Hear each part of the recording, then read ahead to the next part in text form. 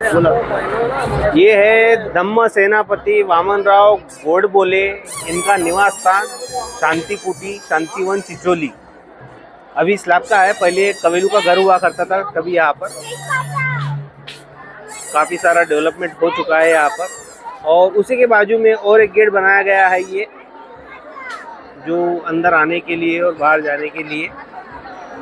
गोडबोले साहब यहाँ पर रहा करते थे, उनकी देन है, जिसकी वजह से आज हम इतना भव्य दिव्य उनको ले ले स्मारक देख रहे हैं।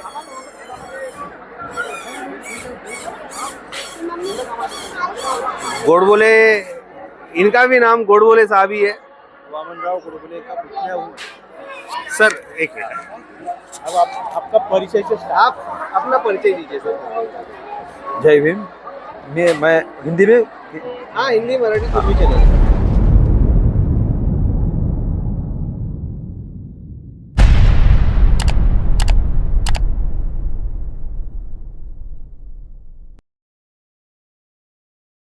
जय भीम। मी शेखर गोडबोले, धम्मसेनापती वामनराव गोडबोले यांचा पुतण्या। शांतिवन चिचोली हे प्रकल्प 1985 पासून धम्मसेनापती वामनराव गोडबोले जेव्हा ते रिटायर्ड झाले तेव्हापासून हा प्रकल्प सुरू झाला। त्यावेळेस फक्त ही सगळ्यात पहिले जे आता तुम्हाला मागे दिसते आहे, जिथे धम्मसेनापती वामनराव गोडबोले यांचं वास्तव्य राहिलं आहे, याला शांती कुटी असे नाव त्यांनी दिलेलं होतं आणि या पूर्ण परिसराला शांतिवन असं म्हटलं होतं। तर पुढे मग त्यांचं स्वप्न होतं की बाबासाहेबांना प्रेरित धम्म प्रशिक्षण केंद्र, तर हे इथे उभारायचं। मग कालांतराने नानाचंदी रत्तू यांच्याकडून आपल्याला त्यांच्याकडून वस्तू मिळाल्या, त्या वस्तूंचं इथे संग्रहालयात रूपांतर करण्यात आलं। जे हजारच्या पेक्षा जास्त वस्तू ह्या स्वामींनी जे वापरलेल्या वस्तू, आणि 6 डिसेंबर 1956ला गोडबोले साहेबांनी स्वतः मुंबईला जाऊन बाबासाहेबांच्या अस्थी हा सर्वप्रथम 9 डिसेंबर 1956ला नागपूरला आणल्या। त्या अस्थी पण आपल्या शांतिवनात आहेत। तर अस्थी बाबासाहेबांच्या, आणि त्या अस्थी म्हणजे खास म्हणजे मेंदू जो आहे, मेंदूचा पार्ट, कारण की बाबासाहेबांचं जे पूर्ण जे होतं ते पूर्ण मेंदूवर होतं, तो पार्ट गोडबोले साहेबांनी बरोबर तो इथे आणला आणि नागपूरच्या जनतेसाठी तो आज आपल्या शांतिवनामध्ये, आपल्या जुना संग्रहालयामध्ये तो ठेवण्यात आलेला आहे। सर हे नवीन संग्रहालय कधीपर्यंत सुरू होण्याची शक्यता आहे? आता बघा इकडे याचं पूर्ण जे सिव्हिल वर्क आहे हे झालेलं आहे, आता इंटिरियरचं काम बाकी आहे। आता इंटिरियरला कमीत कमी नाही म्हटलं तरी 50 ते 60 करोड रुपये लागतील। आता आमचा प्रोजेक्ट जे टाकलेला आहे आता एक, तर त्याच्यात आपण ते सगळ्यात पहिले आता हे कंप्लीट करायचं आहे, कारण की आपल्या बाबासाहेबांच्या वस्तूंची केमिकल ट्रीटमेंटही झालेली आहे, पण आता आपण त्याला आपल्या जुन्या संग्रहालयात ठेवू नाही शकत। त्याच्यामुळे आपल्याला इथे हे लवकरात लवकर आमचा तोच पाठलाग आहे की लवकरात लवकर तो इथे आम्हाला तो कंप्लीट करून द्यावा, ताकी आपल्याला हे आंबेडकरी जनतेसाठी, बौद्ध जनतेसाठी हे सगळं खोलण्यात यावं। आणि पण सर इथे जसं विपश्यना केंद्र आहे, हा तेच धम्म प्रशिक्षण विद्यालय आहे ते, ठीक आहे। तर तिथे पण ते आता मागची जी एक बिल्डिंग आहे, जे पण प्रशिक्षण विद्यार्थी राहील त्याच्यासाठी ते राहण्याची वसतिगृह आहे, हा जो टीचर शिकवेल त्याच्यासाठी टीचर्स कॉटेज आहे, आणि हे अनाबान सती आहे, हे अनाबान सतीगृह, आणि एक मेडिटेशन सेंटर, असं सगळं त्याचं। आणि हा इकडचा जो झोन आहे, हा इथून इकडचा हा पूर्ण म्हणजे सायलेंट झोन राहणार आहे, ताकी इथे जे प्रशिक्षणार्थी घेतील त्यांना पूर्ण म्हणजे धम्म प्रचारक प्रशिक्षण विद्यालय, म्हणजे सर्व धर्माचा गुणात्मक अभ्यास करून बौद्ध धर्म कसा श्रेष्ठ याची इथे शिकवण देण्यात येईल। सर मेरे से इनको एक क्वेश्चन करना था। क्वेश्चन ऐसा था कि सब बौद्ध अनुयायियों को ऐसा लग रहा है कि ये जो शांतिवन जो स्तूप है, तो ये जो यहाँ पे बनाया अपन, तो सबके मन में एक उत्सुकता है कि ये जगह किसकी थी। हाँ, उसके बारे में बताता हूँ। तो ऐसा हुआ कि 14 अक्टूबर 1956 को दीक्षा हुई नागपुर में।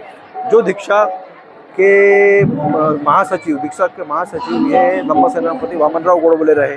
बाबा साहब ने उनके ऊपर पूरी जवाबदारी डाल दी थी, ठीक है। तो उसके बाद में क्या हो गया कि 2 ही महीने में बाबा साहब अपने से चले गए, पर उनके विचार वगैरह तो थे कि अपने को ये ऐसा वहाँ पे करना है। तो वही समय में क्या हुआ कि यहाँ चिचोली गांव की एक महादायिका गोपिका बाजीराव जी ठाकरे, ये उनसे मिली।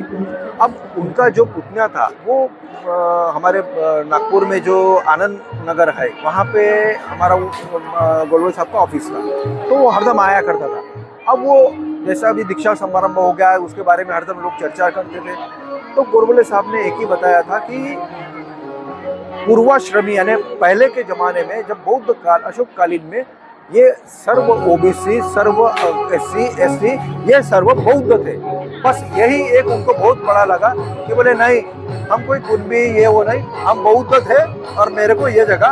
तो वो गोपिका बाई ने उस समय वामन राव जी गोडबोले को बोला कि हम लोग ये जो उनकी जमीन थी 11 एकड़ 36 डिसिमल, ये हमको ये अपने प्रोजेक्ट के लिए देना चाहिए, और वो दे दिया उन्होंने। सर जब मैं छोटा था, हाँ, मैं 10th क्लास में होगा, जगह का कोई भी कार्यक्रम हुआ था देने का, दान देने का, वो जगह के टाइम पे जो माता जी थी, जो ठाकरे थी, जो बेटे ठाकरे वगैरह ने वो जगह देते समय उनसे जो अभिवादन किया था, उस टाइम उन्होंने ये शब्द बोला था कि मैं ये जो जमीन दे रही हूँ ये मैं 3 पीढ़ियों तक मेरा नाम लेके चलेंगे, ठीक है। और मैं यदि किसी ऐसे कार्य में मैं दूंगी ये जगह, तो वो मेरा जब तक वो रहेगा तब तक मेरा नाम अजरामर रहेगा। कहते बड़े आदमी के साथ मेरा नाम जुड़ा रहेगा, तो वो अजरामर रहेगा। ये सोच से उन्होंने वो जगह दान दी कि ऐसा हमारे को बोला गया था। टाइम वो कार्यक्रम में महिला बोल रही थी, बराबर। वो उसमें ऐसा हुआ था कि यहाँ की कम से कम 100 एकड़ जमीन ये उनकी थी, वो गोपिका जी और बाजीराव जी ठाकरे इनकी थी। अब बाजीराव जी ठाकरे को कोई आपत्ति नहीं था, लेकिन उनको उनकी इच्छा थी कि बाकी तो हमारे जो रिश्तेदार हैं उनको तो देना, लेकिन ऐसे कोई काम को देना ताकि अपने ज़मीन का कुछ सही उपयोग हो सके। तब वो गोपिका बाई को लगा कि नहीं, देखो आज हम लोग छोटी सी ज़मीन के लिए कितने लड़ते हैं, उनका कितना बड़ा विशाल मन होगा कि इतनी बड़ी जगह उन्होंने धम्म के लिए दान दे दी। और आज ये पूरे विश्व में ये शांतिवन का जैसा नाम है वैसा ही उनका नाम रहेगा। आज मेरे को बताइए चिचोली को कौन जानता होगा, आज ये जागतिक नक्शे पे आया है, तो वो सब कुछ उसी की वजह से हुआ। तो ये सब कुछ कैसा न करते गया, और इसी का ही जो आपको अभी आज जो दिख रहा है, और आने वाले 100, 200, 500 साल तक हम चले जाएंगे, लेकिन उनका नाम जरूर रहेगा। सर आपसे मैं ये बहुत पूछना चाहता हूँ कि जो गोडबोले साहब का जो स्वभाव था, उनकी जो बात करने की टोनिंग थी, और वो नाम तो गोडबोले थे, हमारे पिताजी बताया करते थे, नाम तो गोडबोले था, मगर वो कड़ू यानी बोलने का नाम उनका गोडबोले था यानी गोड थे, मगर उनका स्वभाव जो था वो कड़ू था। ऐसा नहीं, ऐसा नहीं था। क्या हो गया ना, देखो अब जो व्यक्ति बाबा साहब के साथ रहा हो, उनके विचारों की घंटों घंटे उनके साथ उनका वो संभाषण हुआ करता था। कोई सामान्य तो नहीं होगा, बाबा साहब ने इतने पास में रखा, उनको पूरा का पूरा समारंभ उनके पास दे दिया। क्या है, एक व्यक्ति का एक स्वभाव होता है, तो ऐसा जरूरी नहीं है कि वो कड़ू। अब तुम अगर कुछ भी गलत सलत कुछ पूछोगे तो वो चिढ़ जाते थे। वो जो बताते थे अगर वो नहीं सुनोगे और आप अपने ही फालतू की बताओगे जिसमें आपको कोई नॉलेज नहीं है, तो उसका वो लोगों ने ऐसा अर्थ निकालेगा। अब इसमें उनका कोई ऐसा ये नहीं रहता था, वो चाहे कलेक्टर आए चाहे एक मामूली चपरासी आए, सबको एक साथ बैठाते थे।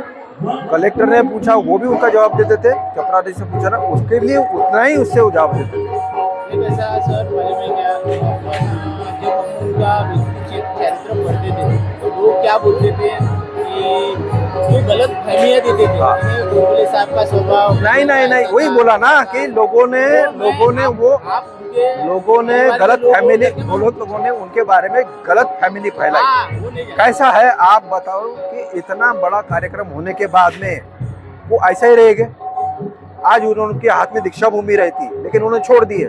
बोले वो मेरे को पॉलिटिक्स में नहीं पढ़ना है, अगर धम्म का काम करना है तो हमको ये जो बाबा साहब ने बताया, हमको जमीन मिली है, हमको यहाँ पे करना है ना।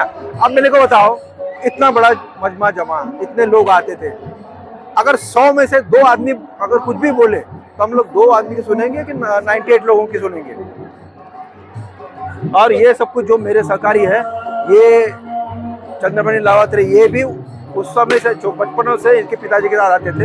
ये संजय जी चांदे है, ये प्रकाश जी सहारे है, वो मून साहब है, इनसे भी पूछो, इनको भी पूरा नॉलेज है, उनके बारे में मालूम है, पूछो। गोडबोले साहब के बारे में पूछो ना, गोडबोले साहब के बारे में पूछो, ये भी बचपन से उनके साथ रहे हैं।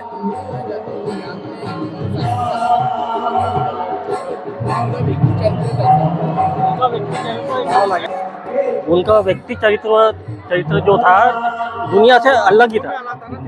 वो जिस तरह से अपनी बात रखते थे, यानी जिस तरह से धम्म समझाते थे, जिस तरह से बुद्ध समझाते थे, जिस तरह से बाबा साहब यानी क्या थे वो जो समझाते थे, वैसे मैंने आज तक किसी को समझाते नहीं देखा। मैंने ना भंते जी को देखा वैसे समझाते हुए, या समाज के बड़े बड़े नेता होंगे या बड़े बड़े विद्वान भी होंगे तो उनको भी नहीं देखा मैंने कि कभी उन्होंने उनके समान बात की, उनके समान बात किए। उनकी जो कल्पना थी, बाबा साहब ने क्या सोचे थे, बाबा साहब को जो सपना था कि मैं धम्म प्रशिक्षण केंद्र बनाऊंगा, जो धम्म प्रचारक प्रशिक्षण केंद्र बनाऊंगा, ऐसे पूरे इंडिया में 7 बनाने वाले थे।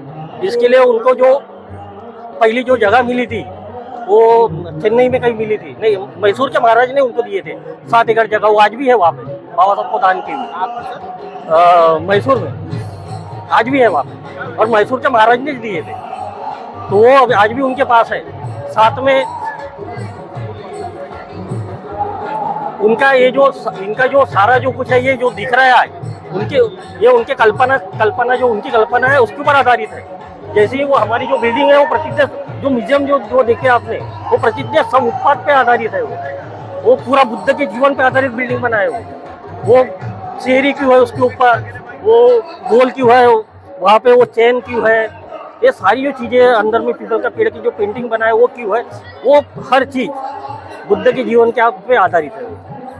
वो जो बाबा साहब आम्बेडकर ने जो कल्पना की थी, वो धर्म कैसा होना चाहिए, धर्म का कैसा आचरण होना चाहिए, धर्म का किस तरीके से इसका फैलाव और प्रचार करने के लिए जो उन्होंने कुछ धम्म जो यूनिवर्सिटी बोलते थे, जैसे नालंदा थी और विक्रमादित्य थी, जैसे थी, तो जिस तरीके जो बुद्ध की जो यूनिवर्सिटी थी, वैसी एक यूनिवर्सिटी कल्पना थी कि इंडिया एक बुद्ध की एक यूनिवर्सिटी बनी। बराबर है। वो यूनिवर्सिटी का सपना कही तो कि आधा अधूरा रह गया। बाबा साहब मरने की वजह से कैसे ही वो रह गया। वो करने के वाले थे चालू बाबा साहब, पर उनको 1-2 साल और लग रहे थे उनका इन्हें साकार करने को। उसका जो कुछ करना था, उसका जो थीसिस लिखना था, किस तरीके से भंते जी किस तरीके से पढ़ना चाहिए, कौन-से लेवल के चाहिए, उनकी ये कल्पना थी बाबा साहब की कि आफ्टर ग्रेजुएशन एक त्यागी विद्यार्थी जिसको लगेगा कि मेरे को भंते जी बनना है, तो पहले हम उसको भंते जी नहीं बनाएंगे, हम उसको पहले सफेद कपड़ों में उसको रखेंगे, धम्म का ज्ञान देंगे। नहीं, उसको रखेंगे। उसकी ट्रेनिंग होगी 4 साल की। 4 साल की ट्रेनिंग में कैसी होता है, चारों धर्मों का, इंडिया में जो 4 धर्म है वो 4 धर्मों का उनको पढ़ाया जाएगा, और बुद्ध धर्म क्यों श्रेष्ठ ये उनको सिखाया जाएगा। उसके बाद वो भंते को बोलता, वो जो विद्यार्थी रहेंगे उनको लोगों के बीच में भेजने के बाद लोगों से प्रतिक्रिया लेंगे कि भैया ये सही में भंते बनने लायक है कि नहीं है।